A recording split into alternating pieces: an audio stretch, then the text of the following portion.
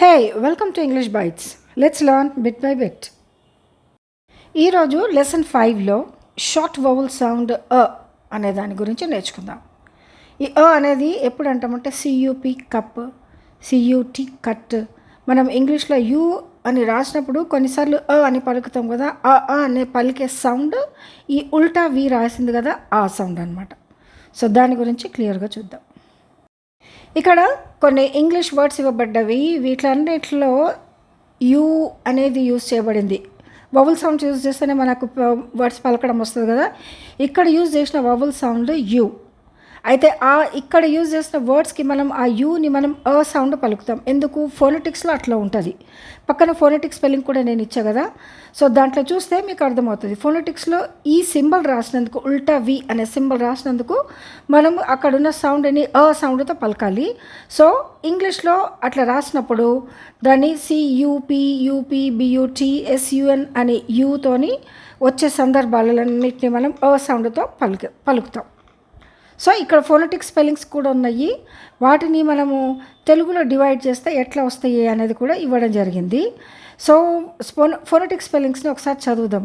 క ప కప్, ప అప్, బ ట్ బట్, ఫ్ ఫన్, ర్ న రన్, ఫన్, డ్ మడ్, క ట్ కట్, స్ బస్, లక్. అంటే ఏంటి? మనము ఈ ఫోనెటిక్ స్పెల్లింగ్ చూస్తే కప్పకి మనం సి రాసాం, కానీ ఫోనెటిక్స్లో అది కేనే ఉంటుంది.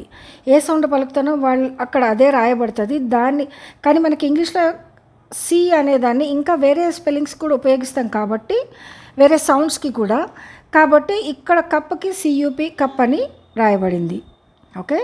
So cup, up, but, sun, run ఇవన్నీ కూడా ఉల్టా వి అనే సౌండ్, అది ఫోనెటిక్స్లో సౌండ్. సో ఎప్పుడైతే ఇంగ్లీష్లో యూ రాసి మనము సౌండ్ అని పలుకుతామో ఆ వర్డ్స్ అన్నిట్లో ఏముంటుంది అంటే ఫోనెటిక్స్లో ఉన్న ఉల్టా వి అనేది రాయడం జరుగుతుంది. ఎప్పుడైతే ఫోనెటిక్ స్పెల్లింగ్లో ఉల్టా వితో రాయడం జరుగుతుందో దాన్ని ఎట్లా చదవాలంటే సౌండ్తో మనం ఇంగ్లీష్ని చదవాలి. రైట్. సో ఈ 10 వర్డ్స్ని ఇంగ్లీష్ సెంటెన్సెస్లో మనము ఎప్పుడు ఉపయోగించినాము, అదే ఫోనెటిక్ సెంటెన్స్లో ఏ రకంగా రాయబడుతుంది. ఇంకా తెలుగు అయితే మనకు వస్తుంది కాబట్టి తెలుగుది కూడా నేను అక్కడ ఇచ్చాను మీరు చదువుకోవటానికి. కానీ ఇంగ్లీష్లో కూడా ఈ వర్డ్స్ అన్నిటిని ఎట్లా ఉపయోగించామో దానికి స్పెల్లింగ్ అనేది చూద్దాం. ఫస్ట్ వన్ ఏంటి? కప్ కదా. The cup is clean. మీరు ఫోనెటిక్ స్పెల్లింగ్ చూడండి.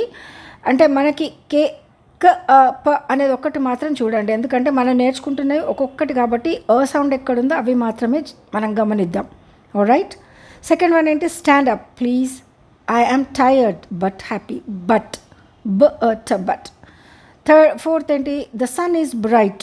ద అని ఇచ్చారు కదా, is bright. I run every morning. I run every morning. Learn English is fun. Learning English is fun. Learning English is fun.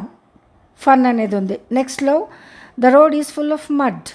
The road is full of mud. అని రాశారు ఇక్కడ. అది నేను తర్వాత ఎక్స్ప్లెయిన్ చేస్తాను మీకు అవన్నీ. Cut the paper carefully. Next one ఏంటి? The bus is on time. Good luck to you. So వీటన్నిటికీ తెలుగు ట్రాన్స్లేషన్ సెంటెన్సెస్ కూడా ఉన్నాయి. జస్ట్ ఒకసారి నేను చదువుతా, ఈజీగా అంటే సెంటెన్స్ కూడా నేర్చుకున్నట్టు అయిపోతుంది కదా. This cup is clean. ఈ కప్పు శుభ్రంగా ఉంది. Stand up please. దయచేసి నిలబడండి. I'm tired but happy. నేను అలసిపోయాను కానీ సంతోషంగా ఉన్నాను. The sun is bright.